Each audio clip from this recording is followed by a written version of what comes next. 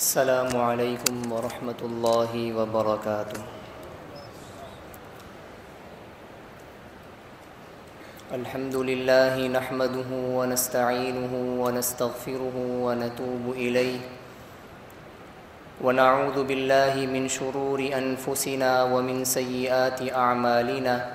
من يهده اللہ فلا مضل له ومن يضلله فلا هادی له ونشهد أن لا إله إلا الله وحده لا شريك له ونشهد أن سيدنا وحبيبنا وشفيعنا ومولانا محمدا عبده ورسوله صلى الله تعالى عليه وعلى آله وأصحابه وبارك وسلم تسليما كثيرا كثيرا أما بعد فأعوذ بالله من الشيطان الرجيم بسم اللہ الرحمن الرحیم قل ان کنتم تحبون اللہ فاتبعونی یحببکم اللہ ویغفر لکم ذنوبکم واللہ غفور رحیم وقال تعالی وأطیعوا اللہ والرسول لعلکم ترحمون وقال النبی صلی اللہ تعالی علیہ وسلم لا يؤمن أحدكم حتى أكون أحب إليه من والده وولده والناس أجمعين وقال عليه السلام لا يؤمن أحدكم حتى يكون هواه تبعا لما جئت به أو كما قال عليه الصلاة والسلام يا رب لك الحمد كما ينبغي لجلال وجهك وعظيم سلطانك سبحانك لا علم لنا إلا ما علمتنا إنك أنت العليم الحكيم۔ میرے محترم بزرگوں اور دوستو، یقیناً یہ سیاہ کار اس لائق تو نہیں ہے کہ آپ حضرات سے کچھ گفتگو کر سکے، بس یہ حضرت امام صاحب مد ظلہم عالی کا احسان اور ان کی شفقتیں اور ان کا حسن ظن ہے کہ وہ بندے کو آپ حضرات سے گفتگو کا موقع عنایت فرماتے ہیں۔ اللہ رب کریم حضرت امام صاحب کے فیوز و برکات میں خوب ترقیات عطا فرمائیں، اور اللہ تعالیٰ اس مسجد کو اور اس مسجد سے ہونے والے خیر اور دین کے کاموں کو سارے عالم میں ہدایت کا ذریعہ بنا دیں۔ میرے محترم بزرگوں اور دوستو، میری آج کی معروضات اور گزارشات کا عنوان ہے حضور صلی اللہ علیہ وسلم کے حقوق۔ یہ عنوان ہے، انشاءاللہ اسی سے متعلق چند گزارشات عرض کروں گا۔ اللہ تعالیٰ صحیح کہنے اور سمجھانے کی توفیق عطا فرمائیں، اور پھر اس مختصر سے وقت میں خوب برکتیں عطا فرما کر اللہ رب کریم اپنی رضا کا ذریعہ بنا دیں، اور ہم سب کو اپنی اصلاح کی توفیق عطا فرما دیں۔ میرے محترم بزرگوں اور دوستو، اللہ تعالیٰ نے دنیا میں مختلف طبقات انسانی کے درمیان مختلف نسبتیں رکھی ہیں۔ کوئی باپ ہے تو کوئی بیٹا، کوئی بیوی ہے تو کوئی شوہر، کوئی مالک ہے تو کوئی ملازم۔ ان سب نسبتوں کی وجہ سے انسان پر مختلف حقوق عائد ہوتے ہیں۔ مثلا جب تک ایک بچہ بیٹے کے روپ میں ہے تو اس نسبت کی حیثیت سے والدین کے جو حقوق اس کے ذمے ہیں ان کو ادا کرنا اس کے لیے ضروری ہے۔ جب یہ بچہ جوان ہو جاتا ہے اور رشتہ ازدواج کے ساتھ منسلک ہو جاتا ہے تو میاں بیوی کی ایک نسبت قائم ہو جاتی ہے۔ اب اس نسبت کا تقاضا ہے کہ شوہر بیوی کے حقوق کا خیال رکھے، بیوی شوہر کے حقوق کا خیال رکھے۔ پھر جب یہ بچہ بڑا ہو جاتا ہے اور اولاد ہوتی ہے تو اب باپ ہونے کی نسبت کا تقاضا ہے کہ اپنی اولاد کے حقوق کا خیال رکھے۔ میرے محترم بزرگوں اور دوستوں، جناب نبی کریم صلی اللہ علیہ وسلم ہم سب کے نبی ہیں، ہم آپ علیہ الصلاۃ والسلام کے امتی ہیں۔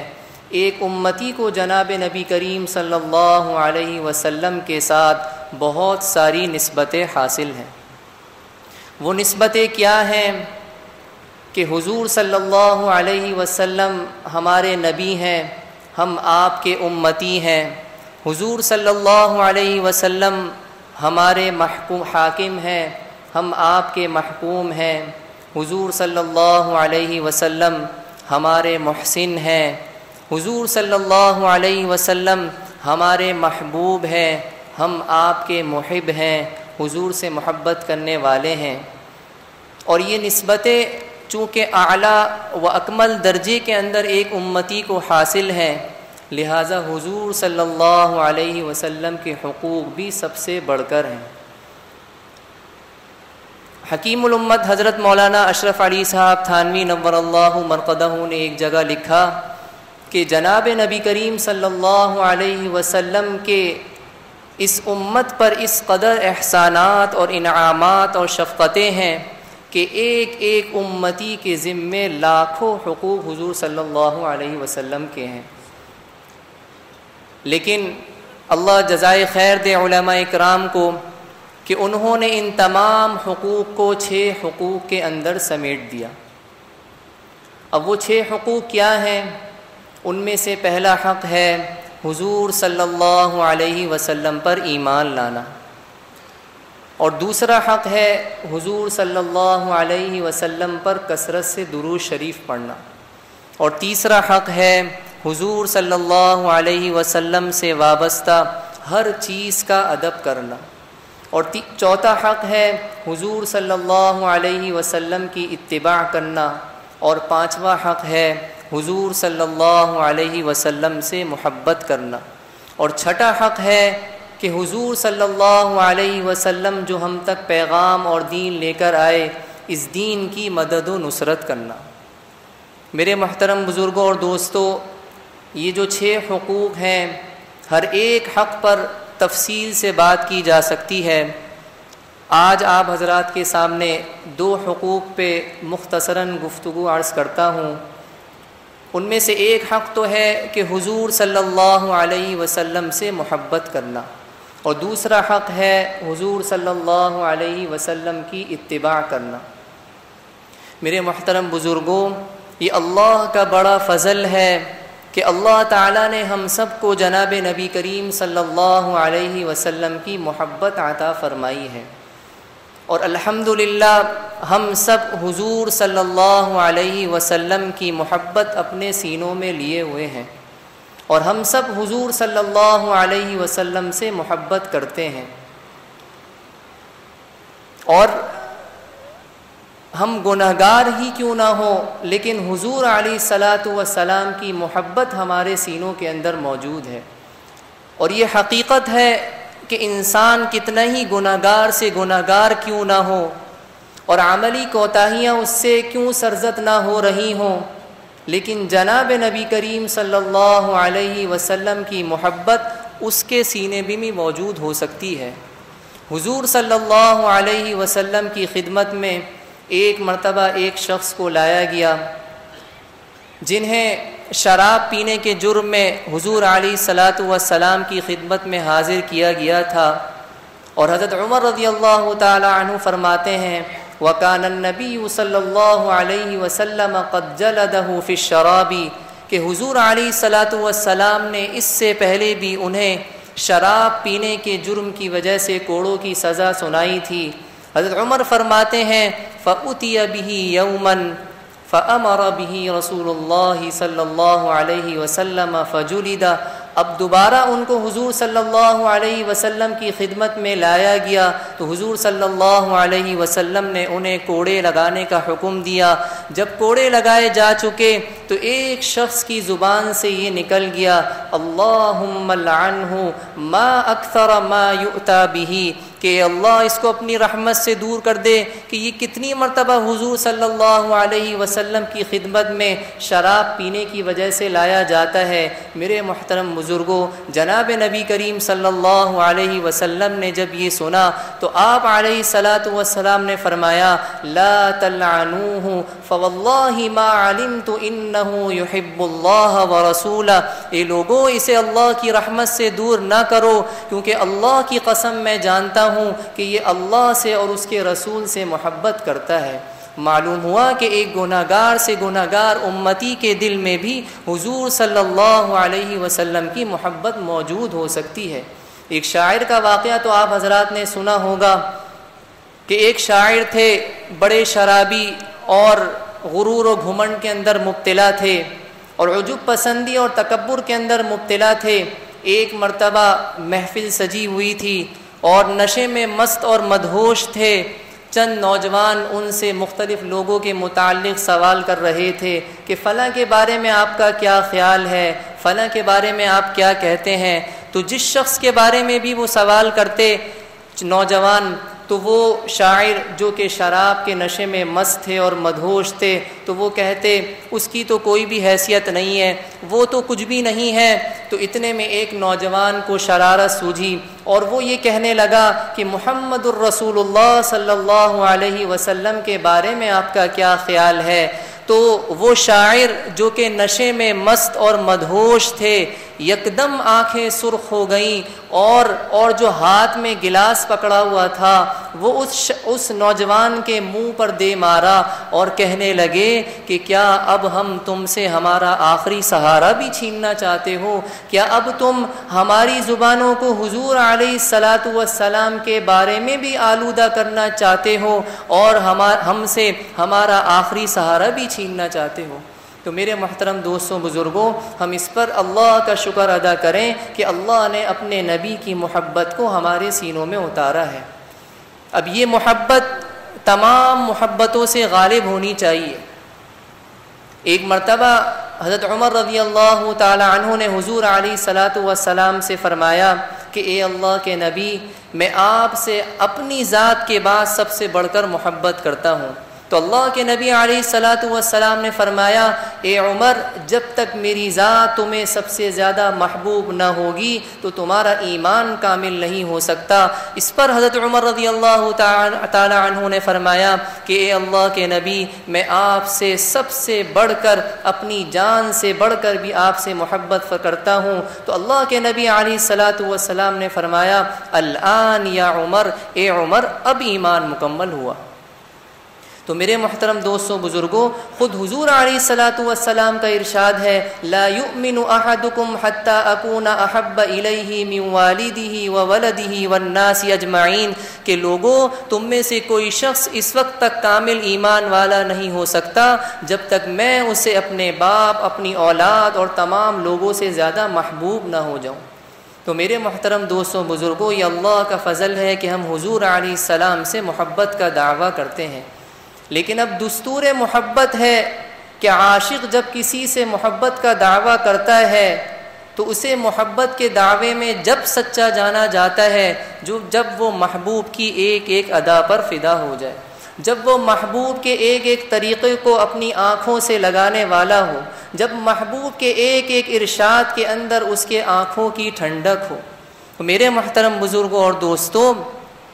آج ہم حضور علیہ الصلاۃ والسلام سے محبت کا دعویٰ کرتے ہیں۔ میں آپ سے ایک انتہائی ادب سے ایک سوال عرض کرنا چاہتا ہوں کہ دیکھیں، ایک باپ ہو اور اس کا بیٹا ہو، اور وہ بیٹا اپنے باپ سے کہتا ہو کہ ابا جان، میں آپ سے بہت محبت کرتا ہوں، آپ کی بہت عظمت میرے دل کے اندر ہے، لیکن جو آپ نصیحتیں اور ہدایتیں مجھے کرتے ہیں وہ نصیحتیں اور ہدایتیں میری عقل میں نہیں آتی اور وہ میری مادی ترقیات کے اندر رکاوٹ ہیں، تو مجھے آپ سے محبت تو ضرور ہے لیکن میں ان نصیحتوں اور ہدایتوں پر عمل نہیں کر سکتا۔ تو اب آپ خود ہی ارشاد فرمائیے کہ کیا کوئی شخص بھی ایسے بیٹے کو فرمانبردار اولاد کی فہرست میں شمار کرے گا؟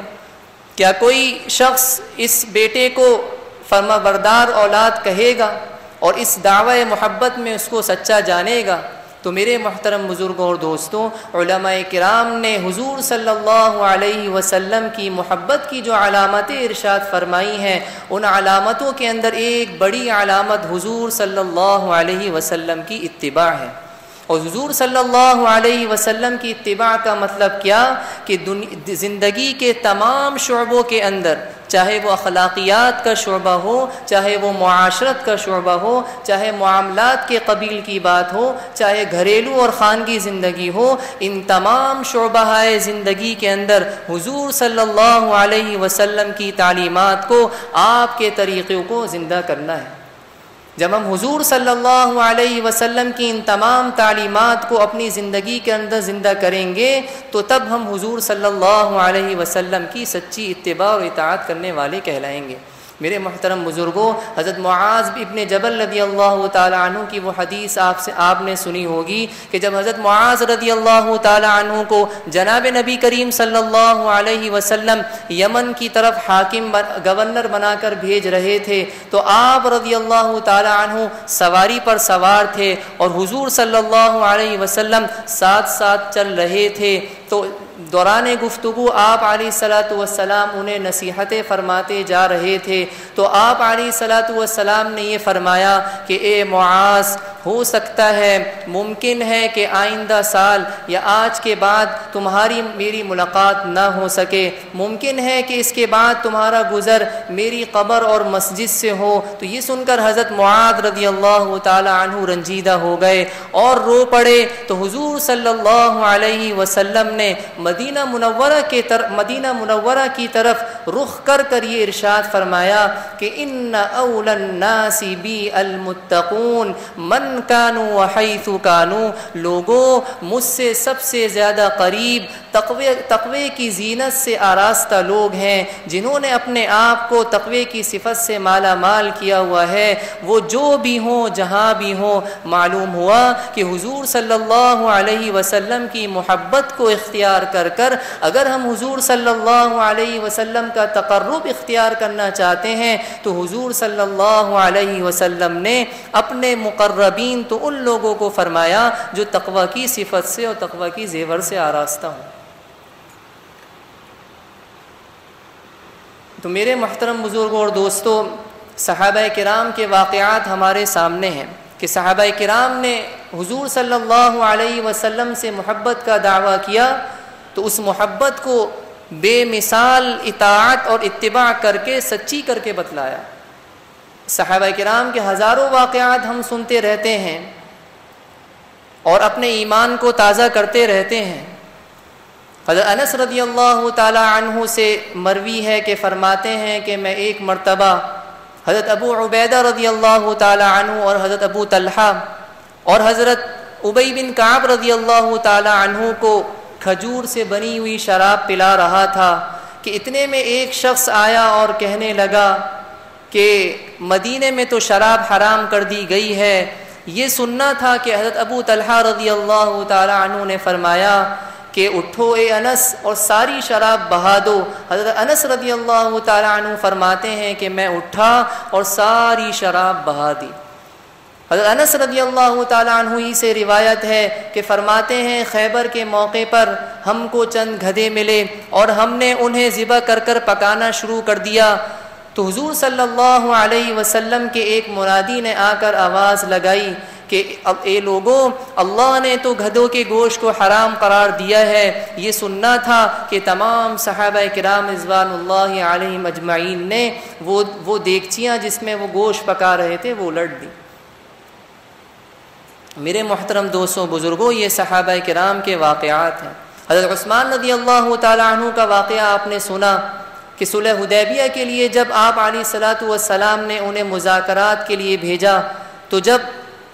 وہاں پہنچے تو اپنے چچا زاد بھائی کے گھر قیام کیا۔ جب صبح ہوئی تو مذاکرات کے لیے نکلے تو چچا زاد بھائی یہ کہنے لگا، یہ دیکھ کر کہ آپ رضی اللہ تعالی عنہ کے جو ازار اور پاجامہ تھا وہ نصف پنڈلی تک تھا، وہ کہنے لگا کہ دیکھیں عربوں کا دستور یہ ہے کہ جو سردار لوگ ہوتے ہیں ان کے پاجامے ٹخنوں سے نیچے ہوا کرتے ہیں، آپ بھی اپنے ازار کو ٹخنوں سے نیچے کر لیجئے۔ جب وہ لوگ کفار مکہ آپ کو دیکھیں گے تو اس حالت میں دیکھ کر انہیں آپ کی بڑی بے وقاتی ہوگی، آپ کو بڑا بے وقات محسوس کریں گے اور مذاکرات کے اندر جان نہیں پڑے گی۔ یہ سن کر حضرت عثمان رضی اللہ تعالی عنہ نے فوراً فرمایا لا ہکذا عزرۃ صاحبنا صلی اللہ علیہ وسلم، نہیں بھائی اس طرح تو میرے آقا علیہ الصلوۃ والسلام اپنے پاجامے کو اور اپنے ازار کو رکھتے ہیں، میں حضور صلی اللہ علیہ وسلم کے عمل کو نہیں چھوڑ سکتا۔ اب چاہے یہ مجھے اچھا سمجھیں اور برا سمجھیں، چاہے میری عزت کریں چاہے میری بے عزتی کریں، میں حضور صلی اللہ علیہ وسلم کے عمل کو نہیں چھوڑ سکتا۔ حضرت حذیفہ ابن یمان رضی اللہ تعالی عنہ کا واقعہ آپ نے سنا کہ جب کسریٰ کے دربار میں مذاکرات کے لیے گئے تو ان لوگوں نے مذاکرات سے پہلے کچھ ضیافت کا اہتمام کیا، تو حضرت حذیفہ ابن یمان رضی اللہ تعالی عنہ کھانا تناول فرما رہے تھے تو اتنے میں ایک نوالا آپ کے ہاتھ سے گر کر نیچے چھوٹ کر نیچے گر گیا، تو حضرت حذیفہ ابن یمان رضی اللہ تعالی عنہ کے ذہن میں حضور علیہ الصلوۃ والسلام کی وہ حدیث موجود تھی کہ آپ نے ارشاد فرمایا تھا کہ اگر کھانے کا کوئی نوالا ہاتھ سے چھوٹ کر نیچے گر جائے تو اس کو ضائع نہ کیا کرو، بلکہ وہ بھی اللہ کا رزق ہے اور تمہیں نہیں معلوم کہ اللہ نے اپنے رزق کے کون سے حصے کے اندر برکتیں رکھی ہوئی ہیں۔ یہ ارشاد ان کے ذہن کے اندر موجود تھا، یہ ذہن میں ارشاد موجود تھا، تو انہوں نے اس نوالے کو اٹھایا اور اٹھا کر صاف کر کے کھانے لگے۔ تو برابر میں ایک صاحب نے عرض کیا کہ دیکھیں ابھی سنت کا موقع نہیں ہے، ابھی ہم کسریٰ کے دربار کے اندر موجود ہیں، یہ دنیا کی سپر پاور طاقت ہے، آپ آج ایسا نہ کیجئے، اگر آپ نے ایسا کیا تو یہ سمجھیں گے کہ یہ لوگ بڑے کھانے کے لالچی اور حریص ہیں۔ میرے محترم بزرگوں، حضرت حذیفہ ابن یمان رضی اللہ تعالی عنہ نے کیا عجیب جملہ ارشاد فرمایا، فرمانے لگے اَأَتْرُكُ سُنَّةَ رسول اللہ صلی اللہ علیہ وسلم لِهَؤُلَاءِ الْحُمَقَاءِ، کیا میں ان احمقوں کی وجہ سے اپنے پیارے محبوب علیہ السلام کی سنت کو چھوڑ دوں؟ تو میرے محترم بزرگوں اور دوستوں، یہ صحابہ کرام کے واقعات ہم سنتے ہیں، لیکن اب بات یہ ہے کہ جیسے صحابہ کرام نے حضور علیہ الصلوۃ والسلام کی اتباع کی، جیسے حضور علیہ الصلوۃ والسلام کی سنتوں کو اپنے سینے سے لگایا، آج ہم سے یہ چاہا جا رہا ہے کہ حضور علیہ الصلوۃ والسلام کی تعلیمات کو اور سنتوں کو اپنے سینوں سے لگا لیں۔ آج حضور علیہ الصلوۃ والسلام کی سنتوں کو پس پش ڈالا جا رہا ہے، حضور علیہ الصلوۃ والسلام کے طریقوں پر ہم سے نہیں چلا جا رہا۔ میرے محترم بزرگوں اور دوستوں، حضرت حلیمہ سعدیہ رضی اللہ تعالی عنہا کا واقعہ آپ سنتے ہیں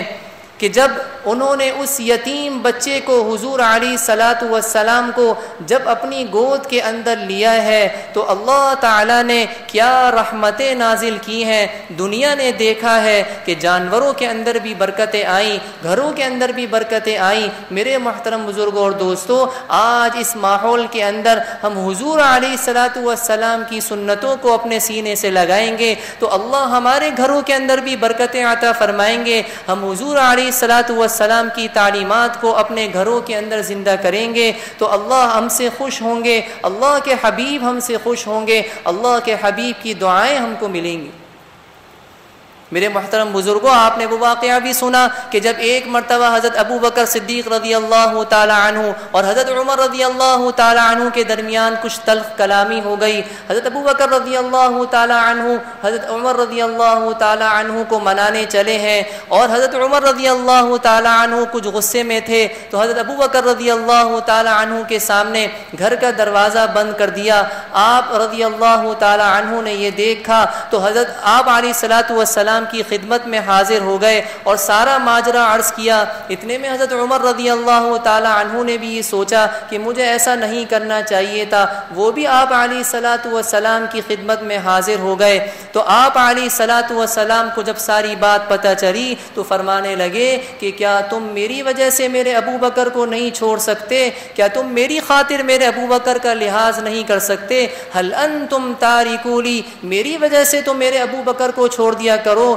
میرے محترم دوستوں، غور کرنے کی بات یہ ہے کہ آپ علیہ الصلوۃ والسلام نے اس سے آگے جو اگلا جملہ ارشاد فرمایا کہ تم حضرت ابو بکر کے مرتبے کو پہچانو، ان کی شان کو پہچانو، ان کی قدر کو پہچانو۔ آگے آپ علیہ الصلوۃ والسلام نے فرمایا کہ مجھے ابو بکر سے کیوں محبت ہے، حالانکہ غلطی اسی کی تھی، اس کے باوجود میں اس سے محبت کیوں کر رہا ہوں؟ آپ علیہ الصلوۃ والسلام نے فرمایا کہ دیکھو، جب تم سب لوگوں نے میری تکذیب کی تھی، جب تم سب لوگ مجھے جھٹلا رہے تھے، تو یہ ابو بکر واحد تھے جنہوں نے میری تصدیق کی تھی اور میری رسالت کو بلا چوں چرا تسلیم کیا تھا۔ میرے محترم دوستو، ہم آج کے اس ماحول کے اندر حضور علیہ الصلوۃ والسلام کی سنتوں کو اور طریقوں کو لیں گے تو اللہ کے نبی بھی ہم سے خوش ہوں گے۔ میرے محترم دوستوں، آج ہم سب کے حقوق کی بات کرتے ہیں، آج ہر ایک اپنے حق کو مانگنے کے لیے کھڑا ہے، لیکن میرے محترم دوستوں، آج ہم نے اگر کسی کے حقوق کو بھلا دیا تو وہ طائف میں پتھر کھانے والے کے حقوق کو بھلا دیا، وہ احد کے اندر زخمی ہونے والے کے حقوق کو بھلا دیا، وہ ذات جس نے ہماری خاطر، ہمارے اسلام کی خاطر تکالیف برداشت کی، آج ہم نے اس کے حقوق کو بھلا دیا۔ آج ہماری خوشیاں غمیاں، آج ہماری عبادات، ہمارے معاملات، ہماری اخلاقیات، معاشرت حضور علیہ الصلوۃ والسلام کے طریقوں سے خالی ہے۔ حضور علیہ الصلوۃ والسلام نے ہماری خاطر قربانیاں برداشت کی، ہماری خاطر انہیں مکہ سے نکالا گیا، ہماری خاطر حضور علیہ الصلوۃ والسلام کی بیٹیوں کو طلاق ہوئی ہے، ہماری خاطر حضور علیہ الصلوۃ والسلام کو بیت اللہ میں کفار مکہ کے شدید رویے کا اور سخت رویے کا سامنا کرنا پڑا ہے۔ یہ حضور ہی تھے جنہوں نے ہماری خاطر راتوں کو اٹھ کر ہمارے لیے دعائیں کی ہیں، ہمارے لیے غم میں تڑپے ہیں۔ یہ حضور ہی تھے جن کے بارے میں اللہ نے قرآن میں یہ حالت دیکھ کر بیان فرمایا، لعلک باخع نفسک، کہ اے نبی جی آپ تو شاید ان کے ایمان کی خاطر اپنی جان کو بھلا بیٹھیں گے۔ میرے محترم دوستو، اتنے پیارے حبیب علیہ الصلوۃ والسلام کے حقوق کا آج ہم نے خیال نہیں رکھا۔ تو آج اگر ہم حضور علیہ الصلوۃ والسلام کی اتباع کریں گے تو اللہ دنیا کے اندر بھی ہمیں کامیاب فرمائیں گے اور آخرت میں بھی اللہ تعالی حضور علیہ الصلوۃ والسلام کی شفاعت ہمیں نصیب فرمائیں گے۔ اللہ نے قرآن میں فرمایا، قل ان کنتم تحبون اللہ فاتبعونی یحببکم اللہ ویغفر لکم ذنوبکم، کہ اے لوگو اگر تم مجھ سے محبت کا دعویٰ کرتے ہو تو میرے نبی علیہ السلام کی اتباع کرو، پھر میں کیا کروں گا بدلے میں کیا دوں گا؟ اللہ نے فرمایا یحببکم اللہ ویغفر لکم ذنوبکم، کہ اللہ نے فرمایا کہ میں تمہیں اپنی محبت عطا کر دوں گا، میں تم سے محبت کرنے لگ جاؤں گا، میں تم کو اپنا محبوب بنا لوں گا، تمہارے تمام گناہوں کو معاف کر دوں گا۔ اللہ قرآن میں فرماتے ہیں کہ حضور علیہ السلام کی اگر اتباع کری تو اللہ فرماتے ہیں کہ اپنی رحمتیں تم پر نازل کروں گا۔ اللہ نے فرمایا وَأَطِيعُوا اللَّهَ وَالرَّسُولَ لَعَلَّكُمْ تُرْحَمُونَ، حضور علیہ الصلوۃ والسلام کی اتباع پر اللہ نے بڑی کامیابیوں کا وعدہ کیا۔ اللہ نے فرمایا وَمَن يُطِعِ اللَّهَ وَرَسُولَهُ فَقَدْ فَازَ فَوْزًا عَظِيمًا، حضور علیہ الصلوۃ والسلام کی ہم اتباع کریں گے تو جنت میں آپ علیہ الصلوۃ والسلام کی معیت ہمیں نصیب ہوگی۔ اللہ قرآن میں فرماتے ہیں وَمَن يُطِعِ اللَّهَ وَالرَّسُولَ فَأُولَٰئِكَ مَعَ الَّذِينَ أَنْعَمَ اللَّهُ عَلَيْهِم مِّنَ النَّبِيِّينَ وَالصِّدِّيقِينَ وَالشُّهَدَاءِ وَالصَّالِحِينَ وَحَسُنَ أُولَٰئِكَ رَفِيقًا۔ میرے محترم بزرگوں اور دوستوں، خود حضور علیہ الصلوۃ والسلام کا ارشاد ہمارے سامنے موجود ہے کہ آپ نے فرمایا لا يؤمن أحدكم حتى يكون هواه تبعا لما جئت به، کہ تم میں سے کوئی شخص اس وقت تک کامل ایمان والا نہیں ہو سکتا جب تک اس کی خواہش اس دین کے مطابق نہ ہو جائے جو میں لایا ہوں۔ تو میرے محترم دوستوں، آج ہم اپنا جائزہ لیں، آج میں اپنا جائزہ لوں کہ حضور علیہ الصلوۃ والسلام کے کتنے طریقے میری زندگیوں کے اندر ہیں۔ آج عبادات کے اندر اور زندگی کے تمام شعبوں کے اندر میں شریعت مطہرہ کی کتنی پیروی کر رہا ہوں۔ تو میرے محترم دوستوں بزرگوں، اللہ تعالیٰ ان تمام باتوں پر مجھے بھی عمل کرنے کی توفیق عطا فرمائے اور ہم سب کو ان تمام باتوں پر عمل کرنے کی توفیق عطا فرما کر اللہ ہم سے راضی ہو جائے۔ وآخر دعوانا ان الحمد للہ رب العالمین۔